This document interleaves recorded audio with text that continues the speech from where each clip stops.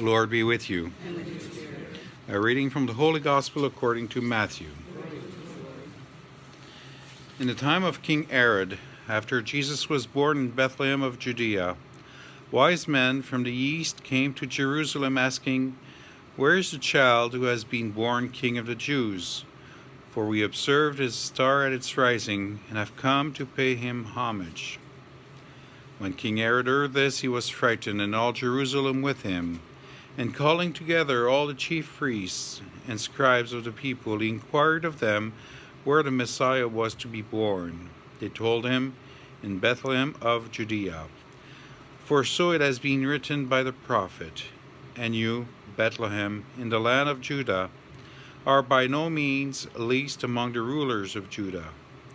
For from you shall come a ruler, who is to shepherd my people Israel.'"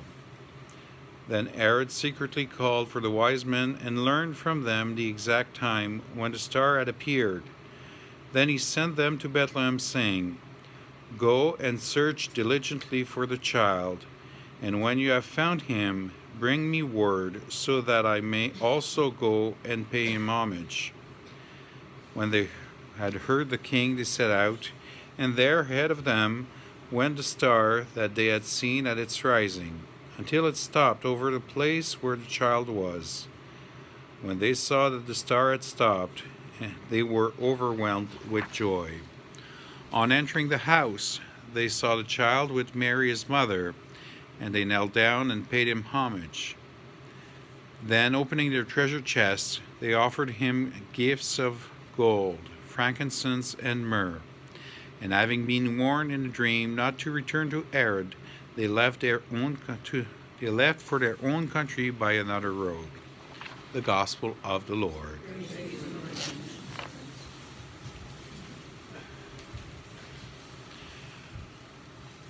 We are still in the feast of Christmas, even if some people have already taken down their decorations.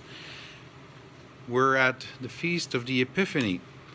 And that feast of the Epiphany is, in a sense, more related to us, or more in link with us, than the night of Christmas itself.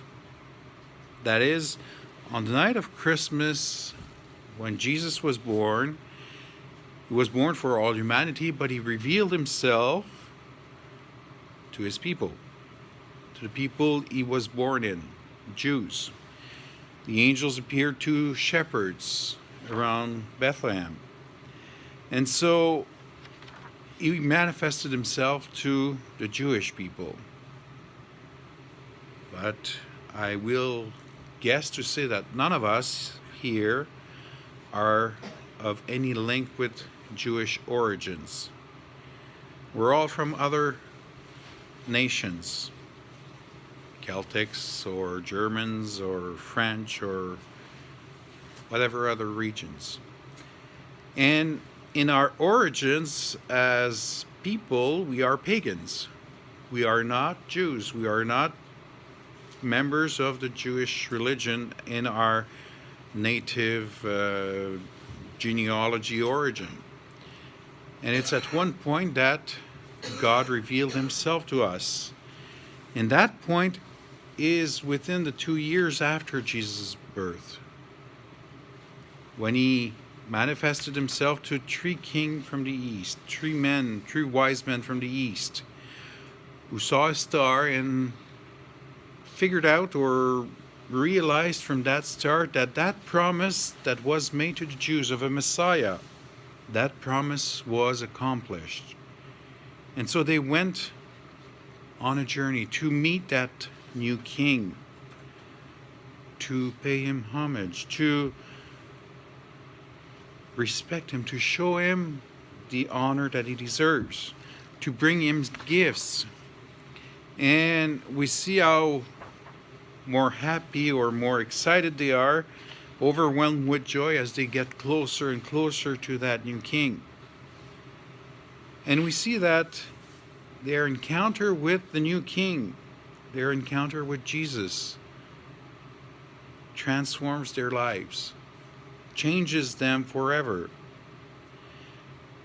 Initially, they went to Herod to see where that king was.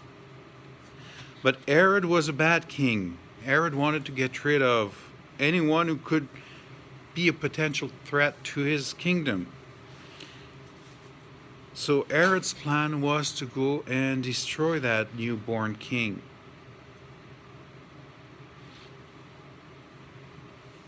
The wise men, their encounter with Jesus transformed them so much that they went back home by a different road. They went back home without returning to Herod. They went back home with Jesus in their hearts. That is what we are celebrating. God manifesting himself to us. God revealing himself to our people. Showing that he has come for everyone. That there's no one on earth, no nation on earth that can claim to be more Christian than other. That can claim to have Christ to them more than anyone else. That's what we are celebrating. And as we are celebrating it, we should reflect on that and think about it and transform our lives according to it. Have we met Jesus in our life? Have we understood and realized and taken into our own person the fact that he is king? Is he our king? Is he my king? Does he have kingship in my life? And if so, am I still going back to the people that want to destroy him from my life? To the King Herods of my life? Or am I leaving from that encounter with Jesus, going on another road, going in another direction with Jesus, and without returning to those distractions of Jesus in my life? Yes, people destroying Jesus in my life. This is what I invite us to reflect on and to realize in our life, and ask Jesus to help us enter into that new journey with him. Enter onto that new road with him, where we will acknowledge and see him and take him and have him as our king. And really make him the king of our life. Not to have a double king, not to have him when we come to church and then back home it's another life. Not have him when we say our prayers and then when they're done it's another life. To really have him present in every aspect of our life.